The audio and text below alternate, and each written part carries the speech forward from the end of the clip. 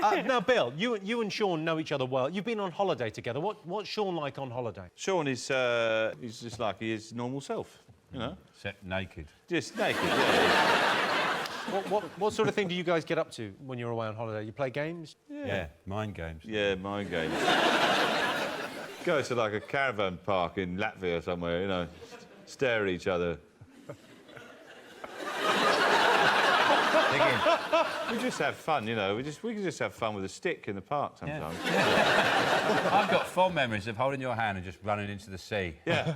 That's right. We sometimes do that. We just run in like that. As the caravan park burned behind us. Sean, what's the worst decision you've ever made? Well, I mean... We're here, aren't we? Obviously. Yeah. But I think the worst decision I ever made was I got engaged to a prisoner on death row. Turned out, miscarriage of justice, and appeared on my doorstep. Wasn't in the best of moods. I remember him said, "Where's your big old titties? You told me you had big old titty, boy. You ain't blown. You ain't 25 neither." And, oh, God, that was awkward. That was a very... I mean, it's quite awkward now, just hearing the story. Yeah. Joe, what have you been up to since you were last on the show? Been sitting in my car a lot. Been out in my car outside Susie's house a lot, and I've designed a range of tea towels. What kind of tea towels? I've got some here. I'm just going to be selling after the show. This one, it's just...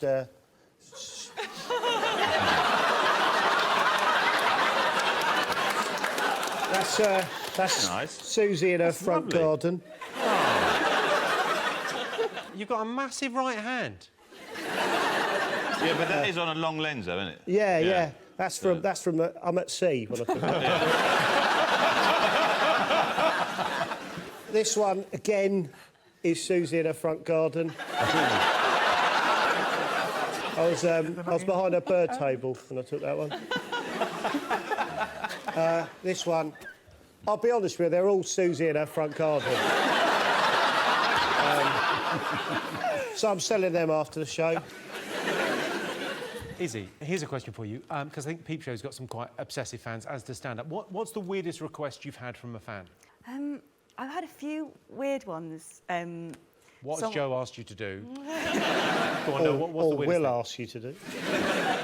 The weirdest one I've ever had, I think, was someone asked me to send them a picture of my hands in mittens underwater. That guy knows his stuff.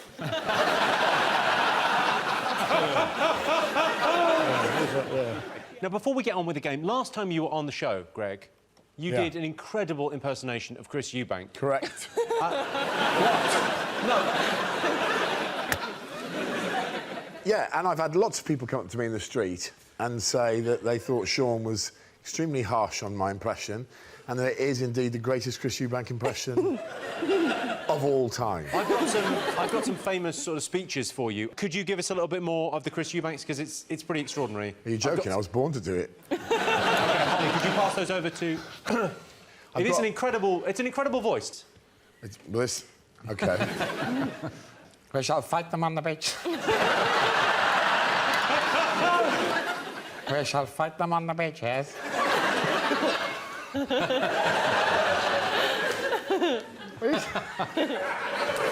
We shall fight them on the landing ground.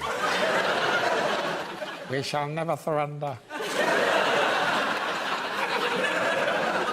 It's good, but I feel there's more. Now it's the winter of our discontent. Made glorious summer by this son of York.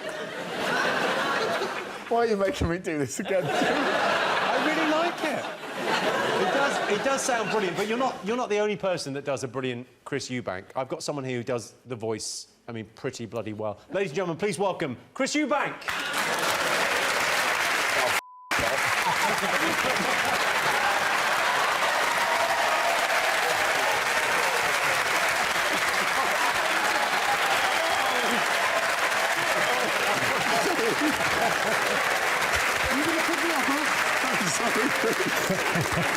It's great. Thank you very much. Oh, thank you very much. It is indeed the greatest form of flattery. I'm so frightened. I'm so frightened. Chris, what do you think of the impression? It's wonderful. The fact that he cannot hold a straight face, it means it's fantastic. It works. It is. I bet if we covered Sean's eyes and Chris and I both... I have something for you. So this is the challenge. I have a tongue twister for you, gentlemen. You could pass that down. That's a tongue twister for both Chris Eubanks. And Sean is going to cover his eyes and try and establish which one is reading. OK. First, he killed the Misha Mokwa, greatest bear of all the mountains. From the skin.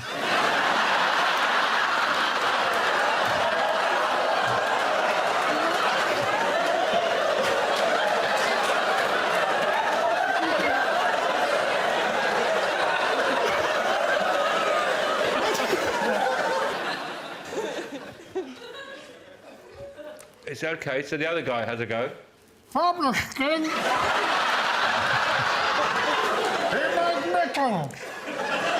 Made them with the fur side inside, made them with the skin side outside. To get the warm side inside, he put the inside side aside. Why?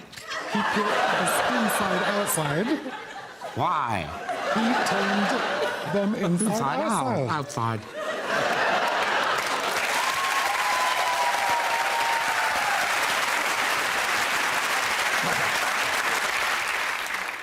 Who was that? Who was that? Yeah. That was Chris. And then Greg, sort of, every now and again. And who else? Vic. Maybe you're not quite as good at guessing who Chris Eubank is as you think you are. Ladies and gentlemen, Chris Eubank, everyone.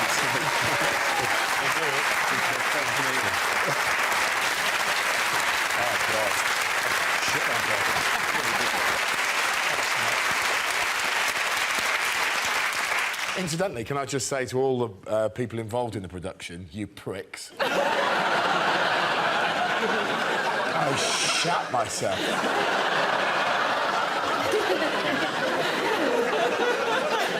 OK, Sarah and Romesh, your turn to pick the numbers. Sarah, would you like to pick? I would like to pick, but before I do, I've got my friend Patty here. Can I? She's quite good for sort of look for me. Can we bring Patty out? Sure. Thank you. Oh. Oh, shit. Thanks, Mark. Thank you very much. Thank you very much, love. Hello, Romesh, are lovely. you scared of snakes by any chance? Hello. I don't... Oh, she's lovely. Look, have a little straw. No, thanks. Can we have two big don't. ones and four little ones, please, Rachel? Big Thanks, ones, lovely. 4 little ones. Let's hope she doesn't commit an act of mutiny. Oh, hello. Oh, you're going down? Aboard. What's going down there? Millican. Didn't happen. Sarah's in for a treat. It's like a wisp of smoke under your doorway there. There we go. Hello. Jesus Christ. Sean, are you finding that distracting? Because it really feels like Romesh is bearing the brunt of this. Yeah, that wasn't kind of the plan for my teammate to be distracted. Hello, Flower. What have you got, love? I've got a 9, a 1, another 9, another 1. Dude, it's coming this way. And you got Darling, there we go. Mind as long Hello. as it's not facing this way. and the target 972. OK, and your time starts now.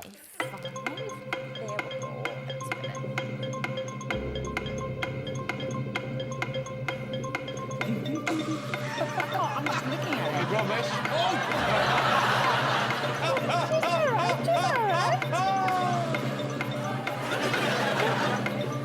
Romesh, get back there. Stop being a wuss.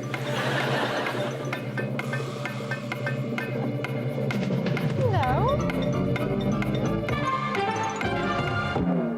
OK, so the target was 972. Did you get it, Romesh? Huh? The target was 972. My target was to remain in the studio, and I've achieved that, so I'm pretty pleased. I got 911. To be honest with you, I'm amazed I got that with what's going on here. Sarah, what did you get? Oh, I got 900, but I'm playing with a snake. It's awesome. I'm in my element, I really am. Oh, me too. Sean, did you get it? 975. 975, pretty close. Lisa? 990. All right, Sean, I think you were the closest. 1 plus 9 is 10. Yep. Times 75 750 is 750. Then 9 times 25 is 225. Yep, 975. 7 points to Sean. Thank you very much, Cathy and Mark. Just pop it on. Just pop it on, Ramesh. No, do not. No. Rachel, could it be done? 972. Yep, if you say 75 plus 25 plus 9 and minus 1 for 108 and times by the other 9, 972. I wouldn't have done it anyway. OK. Sean, if you could be an expert at anything, what would it be? I'd like to be an expert on homeopathy, actually. Like really the world's leading authority on homeopathy, because then I could tell people definitively that it's a load of bollocks. So it's a load of absolute bollocks. I've researched it, I've found out, you know. I know for sure that it doesn't work, and we all know that, really, don't we? I mean, if I'm in an accident, I want to hear sirens, not wind chimes. OK, time to mix things up a little bit. They've been playing in teams so far, but this game is just for Sean and Holly. So, Holly, your turn to choose the letters. I'll have my lunch. Got my new lunchbox. Get a new... Which lunchbox have you got? Gone for the man-down lunchbox this year.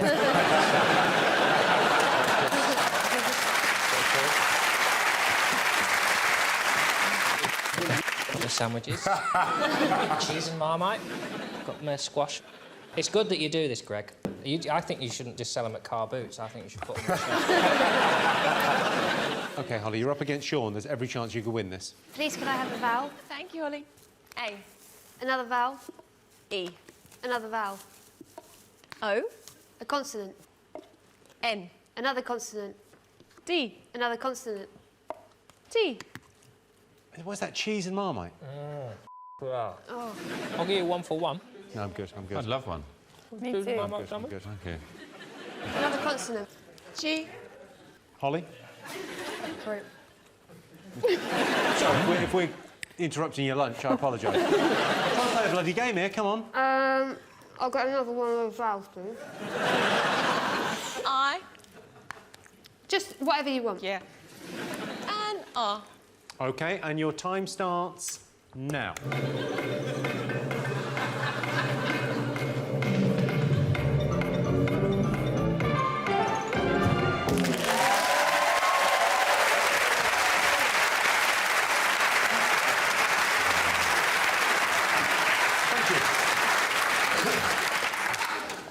Really caught my balls. Holly, what have you got? 5.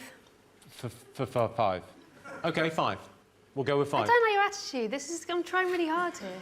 Well, how come you've only got 5 then? Sean, how many have you got? 8!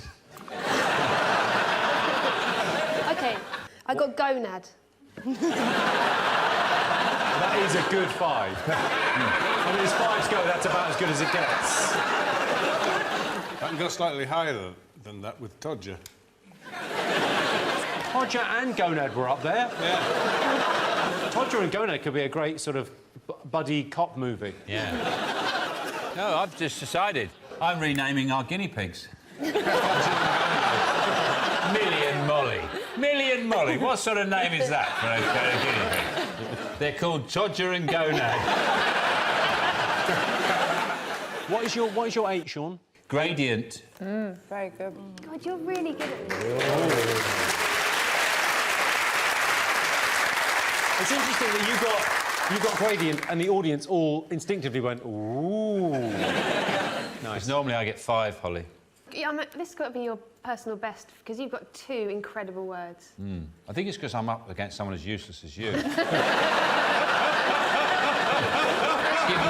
a lot of freedom. OK, that's 8 points to Sean for gradient.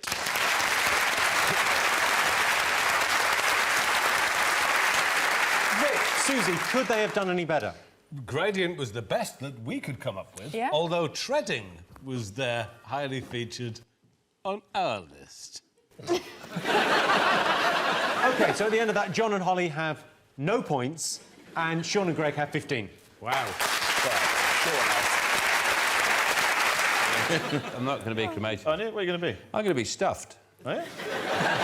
I've actually already discussed it with the taxidermist, and the final decision to be sorted out is which pose I'm going to be in.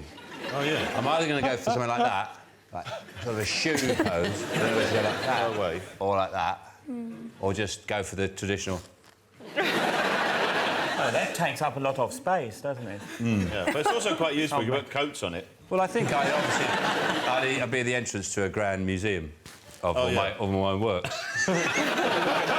Diorama. Yeah, everything I've done will be in there, and as you walk in, you'll meet me going, shoo.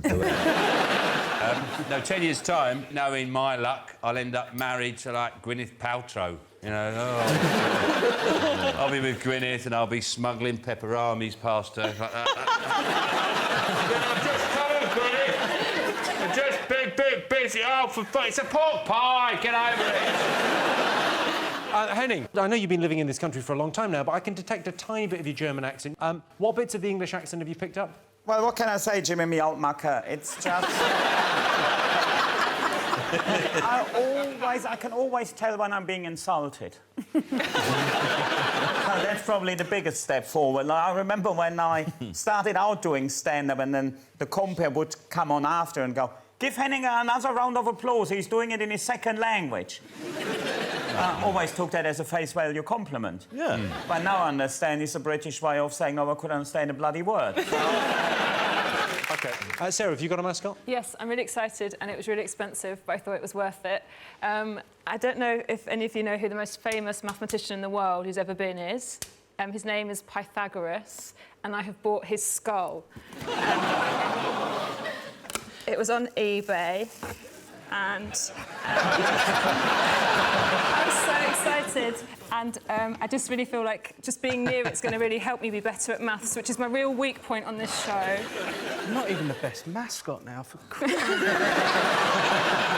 Sean, have you got a mascot? No, I haven't got any mascot, Jimmy, but I've got something that I've reprieved. The clamour for more of these has become overwhelming for my gritty limericks. Oh. Since I pointed out that a limerick was originally written as a sort of topical, sort of social comment, really, so then they became sort of like light-hearted, saucy postcard-type jokes. And I'd like to read a few of my gritty limericks for you now, if I may. Yeah. And this first one is basically about the breakup of the nuclear family and the profound impact it has on one or both parents. There was a divorced dad from Kent, to whom at the weekend his children were lent. They all went to the zoo. He said, it's your mum, not you. And into the lion's cage he went. Very, very sad. I think we can all agree. This next limerick deals with one of the recent evils of modern Britain, a growing industry of misery, the payday lender. There was a single mum from Ongar.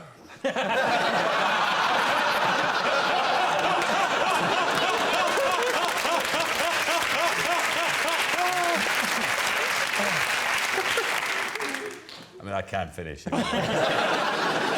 Who, for money, relied upon Wonga. The cash she all spent at 4,000%, and now a home she has no longer.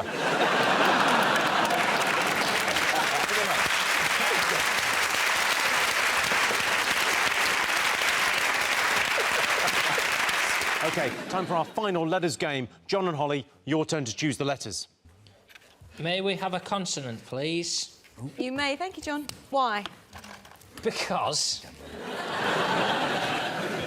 May we have another consonant, please? OK. And a vowel, please? I. Yes, you. And a consonant, please? R. Vowel, please? A. Another vowel, please? E. A consonant, please? B. And another consonant, please? P. Another vowel? Another A. OK, and your time starts now.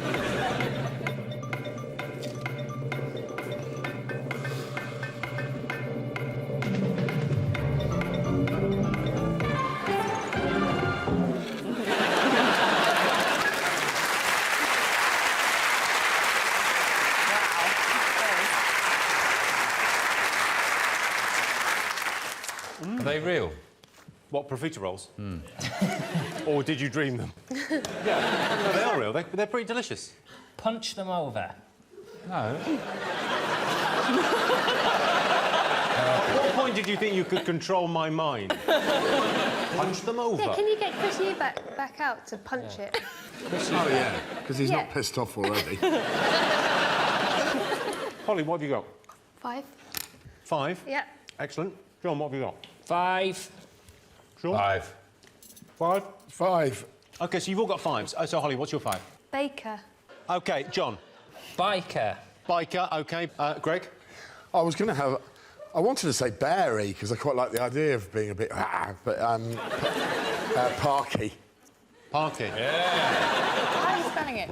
I'm spelling it the way that you would spell it. Go on, then. Did you say 5 or 6? 5. Oh, that's a shame. 6. So, there isn't Parky, isn't spelled that way? IE. Oh, is it IE? This game. Sean, your 5? Mine's break. So 5 points to both teams. Vic, Susie, could they have done any better? We had Parky with the I, Park Keeper. OK, so John and Holly have 15, Sean and Greg have 27.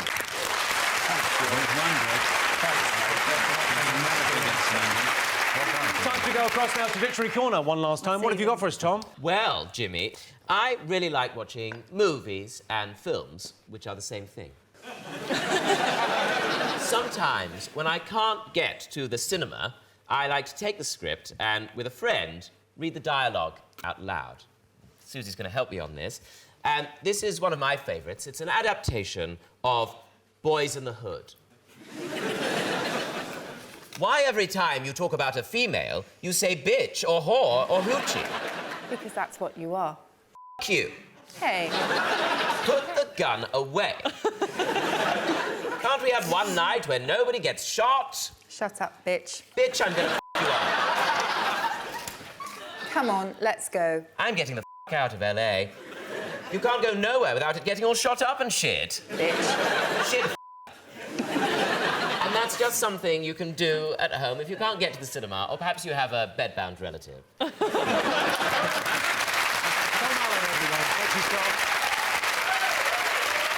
a vowel, please, Rachel. Thank you, Sean. Um, O. And another vowel, please. E. And another vowel. I. And consonant. S. And a consonant. L. And a consonant. T. And a consonant. W. And a vowel. E. And a consonant, please. And the last one. P. And your time starts now.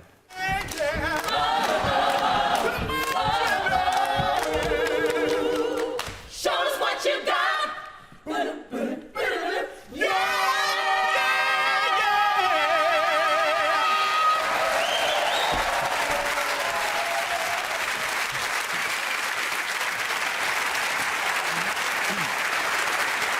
So, Sean, how many letters? 7.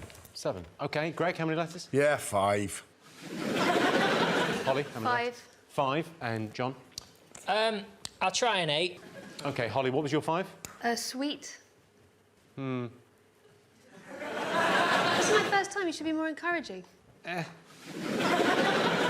I'll warm up. I'll get into it. I'm not losing my virginity again, am I?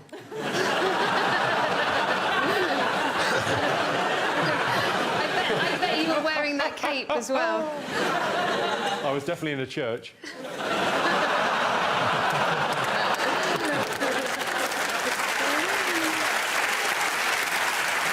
Greg, you're 5. Oh, sleep. Sean, you're 7. Epistle. Oh. Oh. Very good. That's good. That is awesome. I am going to gerbil. John, you're 8. Well-pierced. Oh, my God. The well-pierced. Well, there's something's a whelp, isn't it? I don't know what a whelp is. Something you do to something or it exists. Susie, is it there? No whelpy of any kind. So, 7 points to Sean for epistle.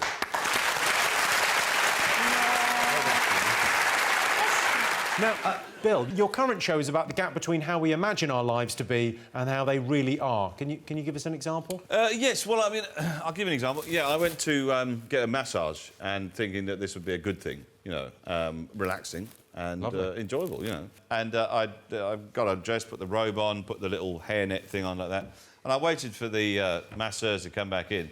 And she opened the door, and as she opened the door, I'm not exaggerating, her expression was this. She opened the door, she went... because it wasn't a hairnet, it was a disposable underpants.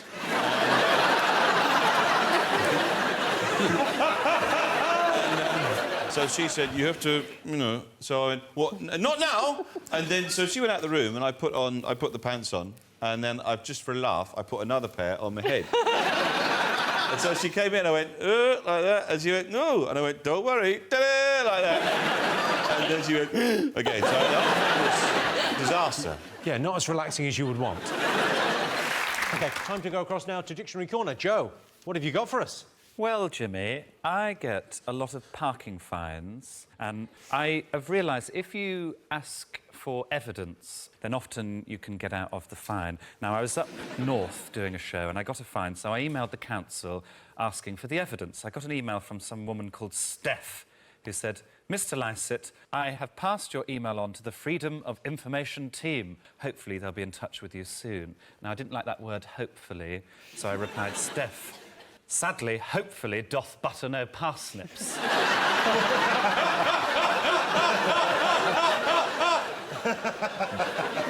Can I have an email address for the person you have contacted? My lawyers would like to contact them directly. You have been very helpful, and hopefully you won't get caught up in the forthcoming.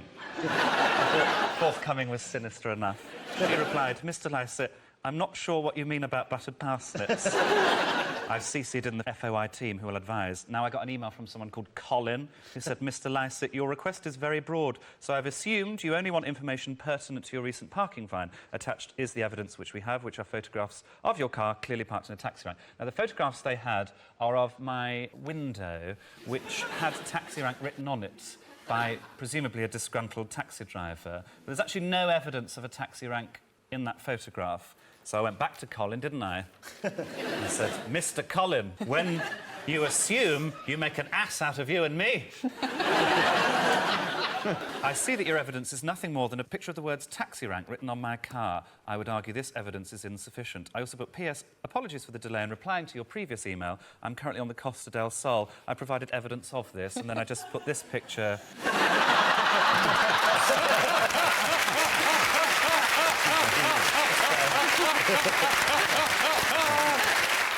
He said, Mr. Lycett, in order to reverse the fine, you will need to provide evidence that your vehicle was not in a taxi rank. So I said, oh, Mr. Colin, evidence supplied. I was actually parked on the moon, as you can see clearly.